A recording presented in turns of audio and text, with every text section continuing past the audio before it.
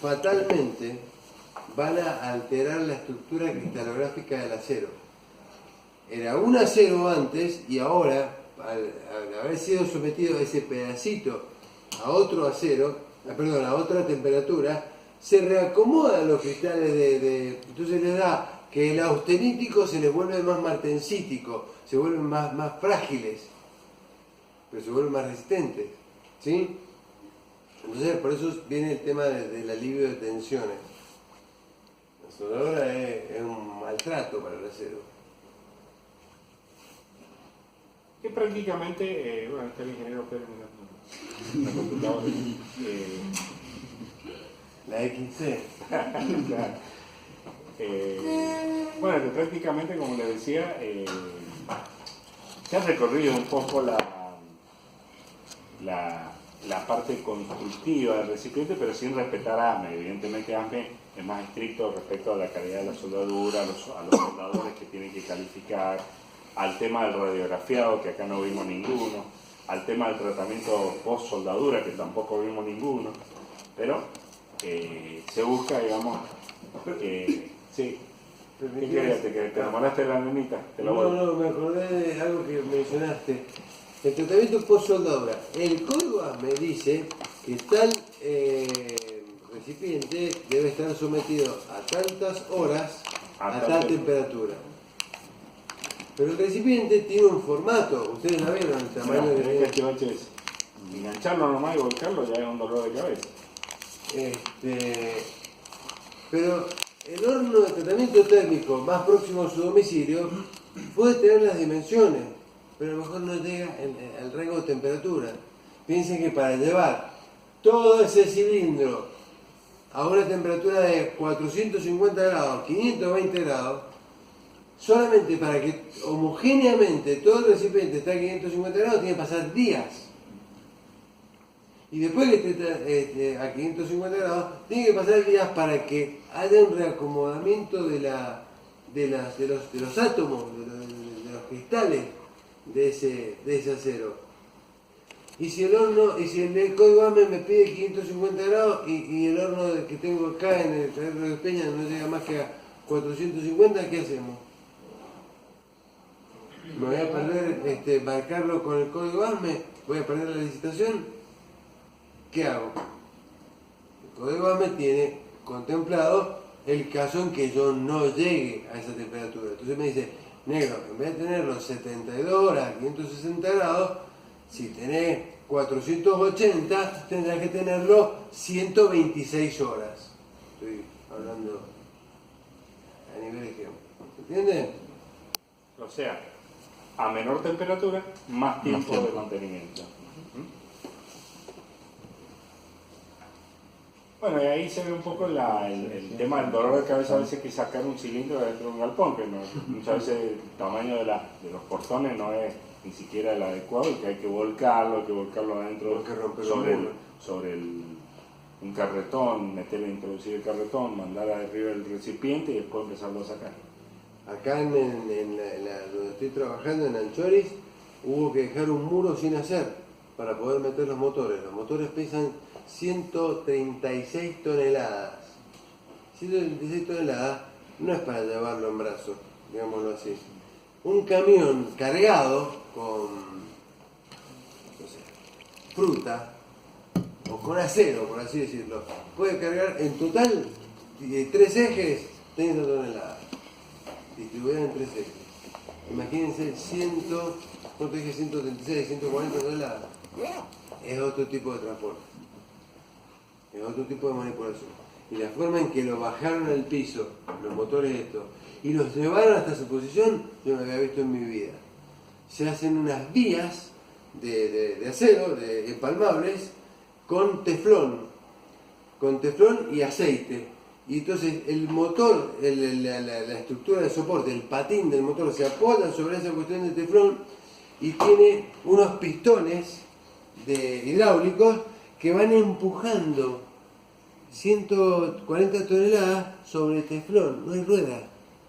No habría un eje tan chiquito que aguante tremendo peso.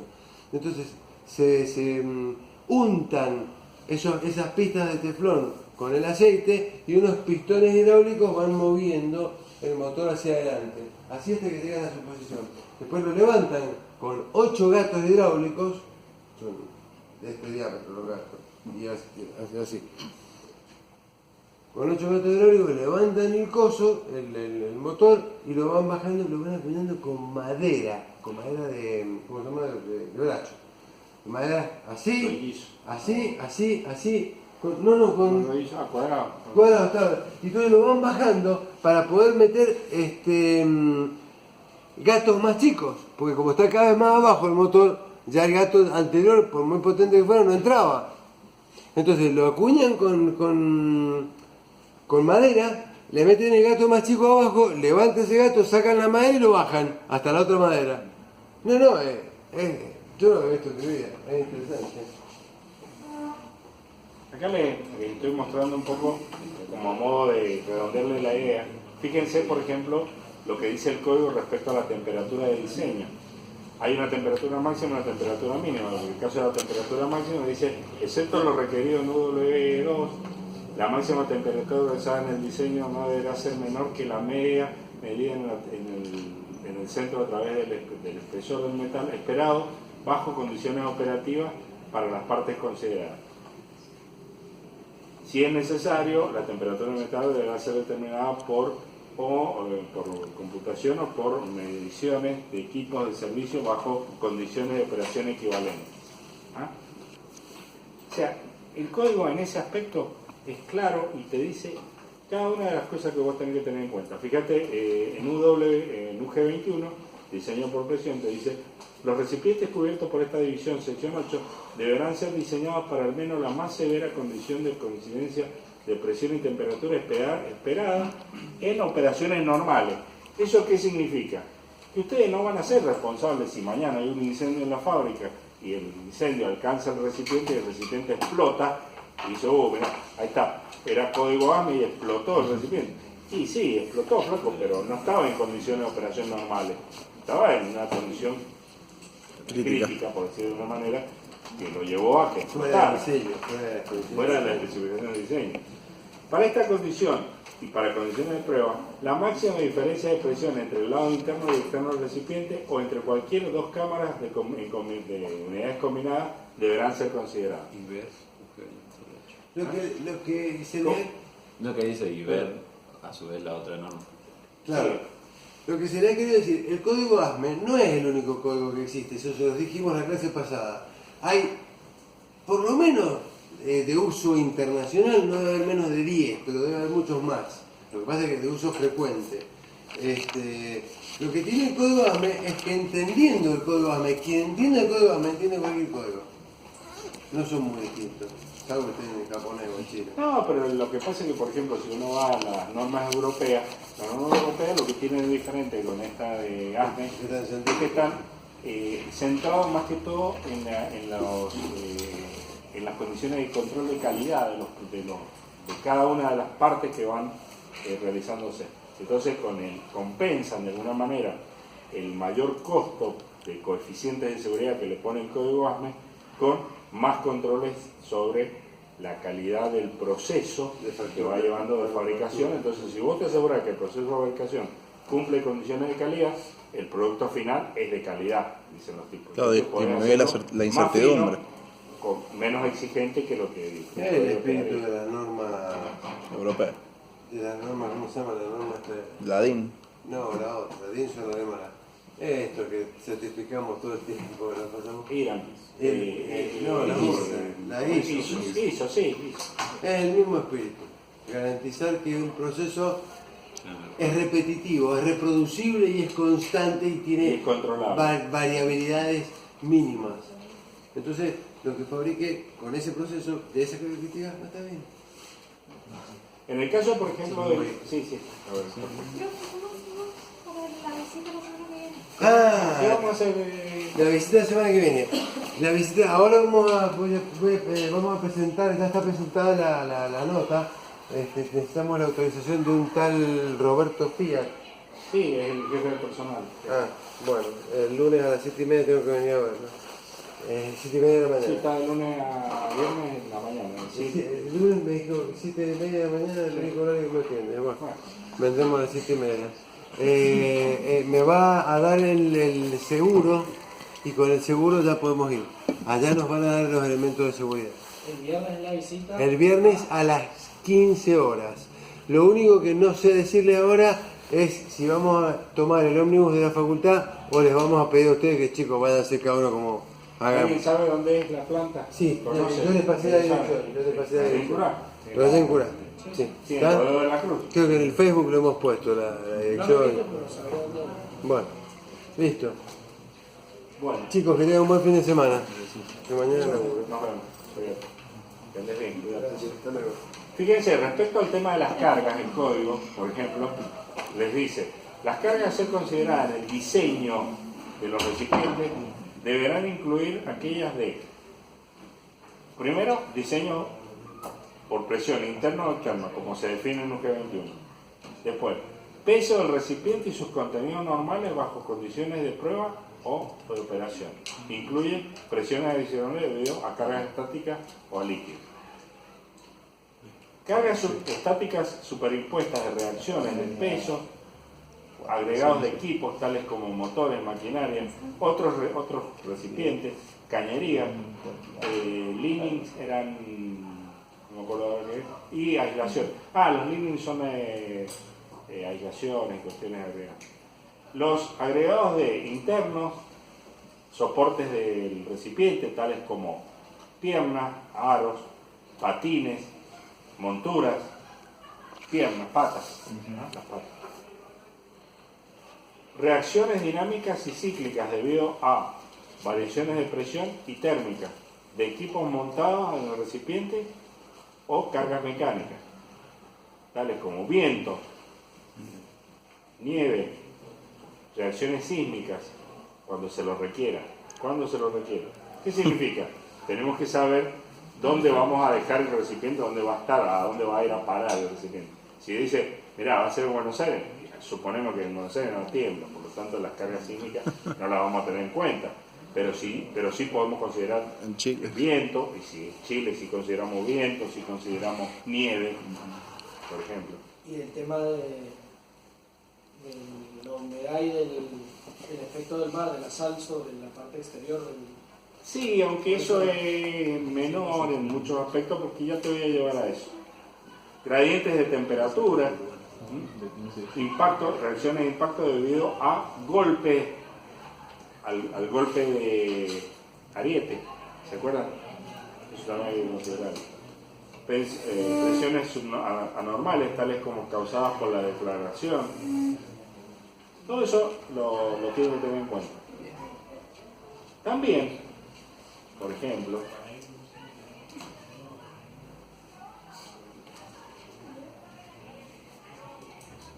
respecto a la corrosión, vos que hablabas del tema de la corrosión, fíjate, lo que te dice el parágrafo A, el usuario o su agente asignado deberá especificar las tolerancias por corrosión, otras que aquellas requeridas por las reglas de esta división.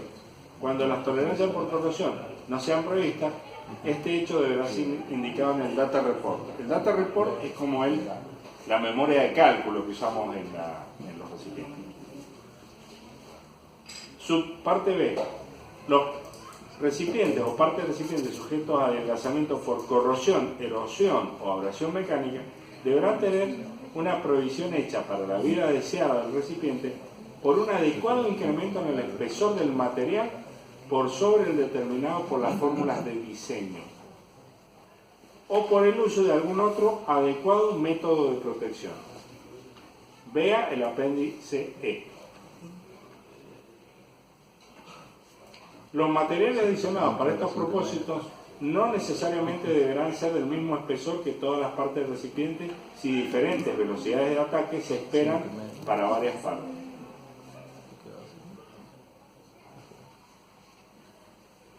No se adicionan espesores cuando la provisión hecha para la experiencia previa en el servicio demuestra que la corrosión no ocurre o solo es de naturaleza superficial. Probablemente eso responde a tu pregunta de qué pasa con el agua salada o un recipiente que está cerca del mar, de alguna manera, influencia. Fíjense que el código les dice todo lo que hay que tener en cuenta. Por ejemplo, los agujeros alcahuete. Los agujeros alcahuete deben ser usados para proveer alguna indicación positiva cuando el espesor sea reducido a un grado peligroso. Los agujeros alcahuete no deberán usarse en recipientes que contengan sustancias letales, excepto lo permitido por ULW 76 para agujeros de venteo y construcciones en capas. Cuando los agujeros alcahuete se provean, estos deberán tener un diámetro de un 16avo a un 3/16avo de pulgada y deberán tener una profundidad no menor que el 80% del espesor requerido para un cuerpo sin costura de las mismas dimensiones. Estos agujeros deberán proveerse del lado opuesto a la superficie donde el deterioro se espera. O sea que todo esto se puede fácilmente leer. Acá tienen las consideraciones de cálculo. Hola. Hola. Hola.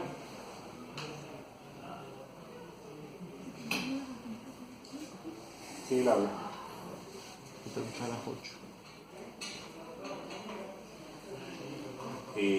Se hace por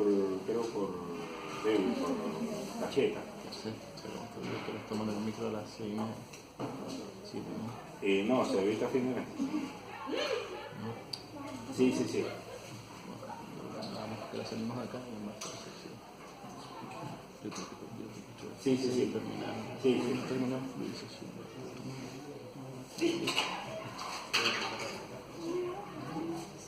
Perez.e@gmail.com. De Héctor. Sí. Sí. @gmail.com. No, hasta luego. Fíjense, acá por ejemplo en UG27 está todo lo que se refiere al espesor del recipiente sometido a presión interna con las fórmulas de cálculo y cada uno de los parágrafos que intervienen en esta fórmula de cálculo. Fíjense que hay una fórmula para recipientes cilíndricos con juntas longitudinales y juntas circunferenciales, con tensiones longitudinales y tensiones circunferenciales. Estas fórmulas difieren y siempre el código le dice que se va a usar la que dé o el mayor espesor o la que dé la menor presión. Se tiene que verificar la presión. El factor E de eficiencia de la juntura está relacionado con la eficiencia en UW12 y les da directamente el espesor, perdón, la eficiencia de junta esperada. A ver, ya se lo busco. ¿Saben? Estoy recorriéndolo a propósito para que ustedes vean un poco todo lo que involucra el código en varios aspectos.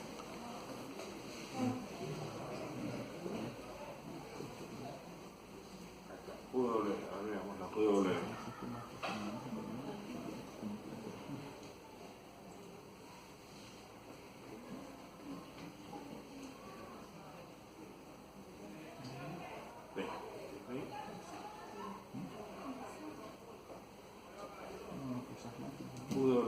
W que dijimos el 12.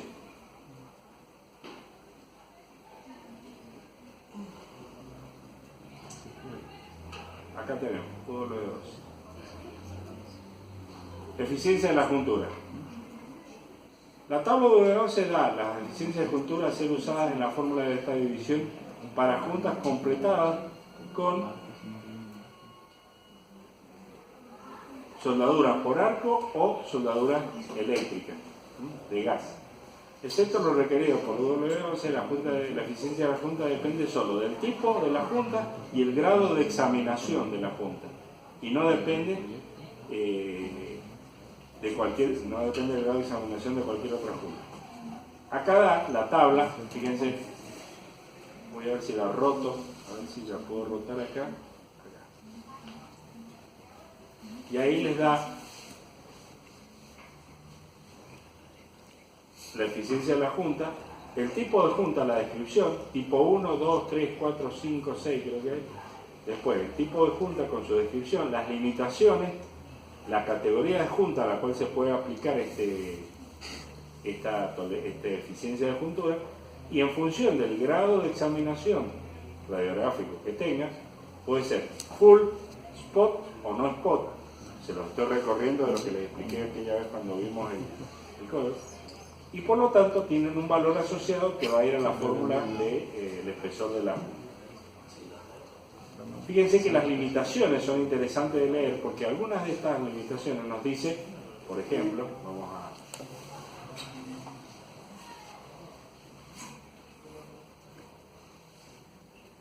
Esto dice, por ejemplo, para cabezales agregados convexos a presión y cuerpos no por sobre 5 octavos de pulgada requeridos de espesor, solo para uso como soldadura completa del lado interno del cuerpo, o para attachment de cabezales teniendo una presión en ambos lados y cuerpos de recipiente no por sobre 24 pulgadas de diámetro interno y no por sobre un cuarto de pulgada de espesor requerido cuando se usa una brida. En cada caso, el código les permite leer estas limitaciones. Por ejemplo, esta le dice no para juntas circunferenciales, no por sobre 5 octavos pulgadas de espesor nominal, cuando la distancia del centro del tapón de soldadura está tanto a 1,5 veces el diámetro del agujero. Cada una de estas tiene su correspondiente limitación y su aplicación a qué tipo de junta. La categoría de la junta está en UW3, ahora se lo vuelvo para que lo puedan ver. En UW3 está, ahí vemos la figura, donde están los tipos de diferentes tipos de categorías de juntas y juntas principales y juntas auxiliares, por decirlo así, y justamente esas son las juntas a las cuales se hace referencia la eficiencia de la juntura. También el código les dice, por ejemplo, qué hacer cuando tenemos que soldar espesores desiguales. O sea, venimos en una de esas de un cuerpo que tiene una espesor importante y el cabezal, que es de menor espesor, entonces lo queremos soldar y cómo deberíamos hacer para soldarlo apropiadamente. O sea, qué distancia le tenemos que dar a lo que sería el chanfle para acoplarlo y cuál sería la profundidad que habría que hacer para adaptar en cada caso. ¿Qué otra cosa más me queda por acá? Veamos, volvamos para atrás. A ver.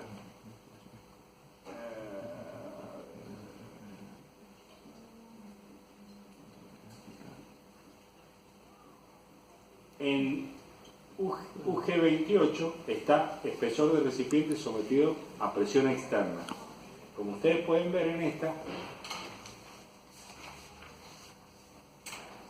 les va a decir lo siguiente. Fíjense que la figura les da los factores y la fórmula de cálculo para recipientes cilíndricos, asumiendo, ahí empieza, cilindros que tengan diámetro de 0 sobre t, valores mayores o iguales a 10. Paso 1, asumir el valor de t y determinar las relaciones L sobre D0 y de 0 sobre t. Paso 2, entre la figura G de la subparte 3 de la sección 2 y el valor L sobre 0 y de 0 sobre t determinamos el paso 1 y con esos valores determina el valor A. Paso 3, muévase horizontalmente a la línea de valores de 0 sobre t del paso 1, interpole, o sea, les da todos los pasos que tienen que seguir en cada caso hasta llegar a la fórmula de cálculo y después les dice qué hacer en caso de que se cumpla o no se cumple estos valores. Compare el valor calculado de la presión admisible obtenida en el paso 6 o 7 con el valor de P de diseño y si P, el P admisible es menor que P, seleccione un valor mayor de T y repita el procedimiento de cálculo. O sea, les da todos los pasos a seguir en cada caso. Acá le habla de los anillos de refuerzo y esta es la fórmula que hay que cumplir. Y les dice, entre otras cosas, qué parte de anillo se puede considerar como adicionado, qué arco se puede dejar sin cubrir y cómo se hace para soldar o unir estos anillos. Después tienen la parte UG80, ¿no? UG80, el tema de los permissible out of rounded, o sea, fuera de, digamos que no sean perfectamente cilíndricos, sino que sean excéntricos. Para presiones internas y para presión externa. Fíjense que para presión interna dice, los recipientes completados deben ser sustancialmente redondos y deberán reunir los siguientes requerimientos. A ver, ¿qué dice? ¿Cuáles son los requerimientos? La diferencia entre el máximo y el mínimo del lado interno de cualquier sección transversal no deberá exceder el 1% del diámetro nominal, etc. Y acá les da justamente después la gráfica de máxima desviación permitida de la forma circular para el recipiente bajo presión externa. Esto es lo que pretendemos que puedan ver o que puedan leer para que cualquier duda que tengan lo puedan salvar. Si no lo pueden salvar, vienen a la consulta y podemos nosotros actuar y decirles qué consideraciones tienen que tener en cuenta. ¿Alguna pregunta? ¿Algo que quede en la nebulosa? Yo sé que hay varias cosas que pueden haber quedado medio, pero hemos tratado de cubrir en gran medida todos los aspectos.